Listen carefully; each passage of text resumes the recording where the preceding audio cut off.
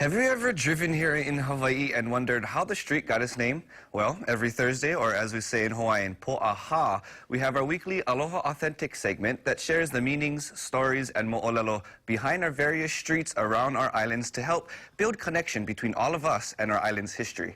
This week, we dive into a commonly used street in the area of Aiea that carries the name of one of the most powerful women in Hawaii's history, her name being Queen Ka'ahumanu. Here in the Ahupua'a of Aiea, in the Moku of Ewa here on Oahu, lies a street named in honor of the most favorite wife of King Kamehameha the Great, named Ka'ahumanu Street. Ka'ahumanu was a high chiefess born in Hana, Maui, to mother Namahana and father Ke'eaumoku Papaiahiahi, which Ke'eaumoku Street here on Oahu is named after. Even though Ka'ahumanu did not have any children of her own, she was considered the guardian and foster mother of King Kamehameha's sons, Liholiho, Kamehameha II, and Kauikeoli, Kamehameha III.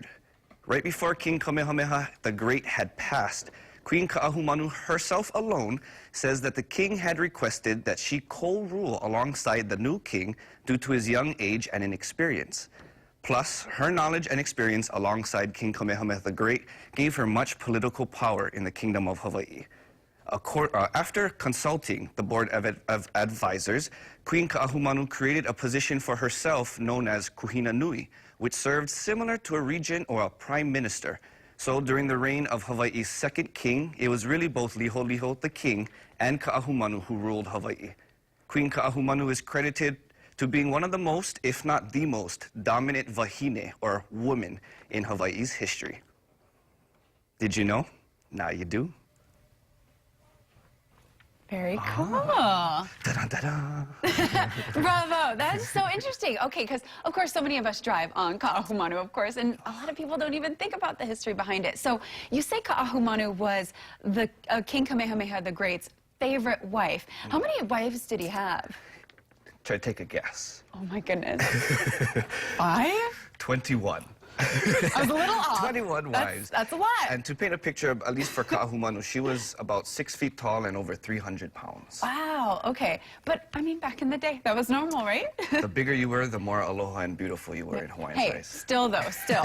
Okay, so what was probably the most memorable thing that she did during the reign of King Kamehameha II? So before that, there was what we call the aikapu, which was a traditional system that forbid a lot of things, but included men and women eating together. Ka'ahumanu, alongside Keopuolani, who's the biological mother of King Kamehameha II, both sat down with Liholiho himself to eat.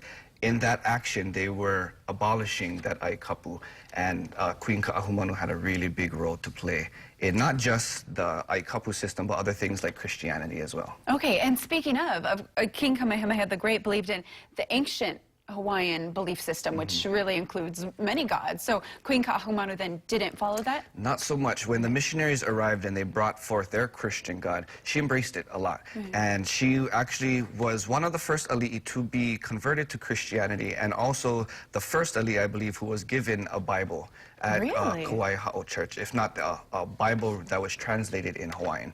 And even through her rule, she had created a lot of rules and laws as she reigned that were very inspired by the Christian faith and also the 10 Commandments. So she also urged her people to be baptized in the Christian faith as well as she did. And when she was baptized, she took on the English name of Elizabeth.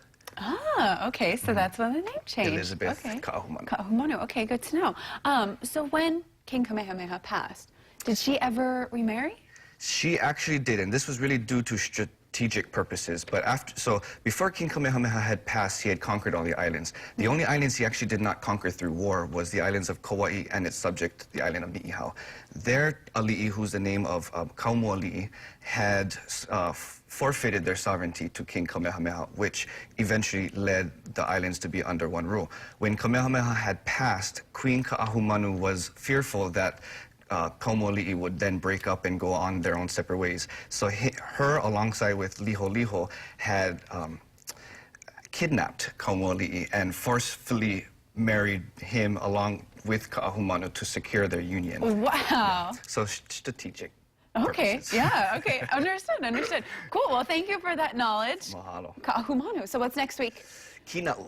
Kina'u. Kalamai, we did Kina'u. Yeah, we did that last week. Liliha. Liliha, Street. There's okay. so much ali'i that we wanted to get done, so. All right, excited for that. Thanks so much, Kamaka. Mahalo.